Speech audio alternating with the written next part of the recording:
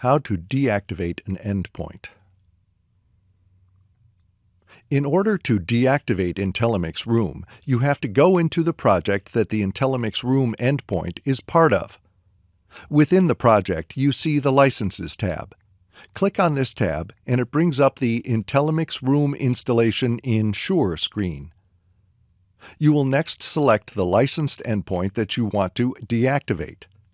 Once your endpoint has been selected, click the Deactivate button.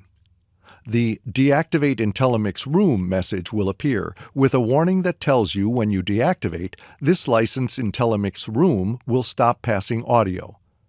Note, it's important at this step that you're connected to the Internet. Click Deactivate. The Deactivation Pending message appears. Click OK. This takes you back to the IntelliMix Room installation in Shure screen, and you can see the license has been deactivated and is now available for reuse.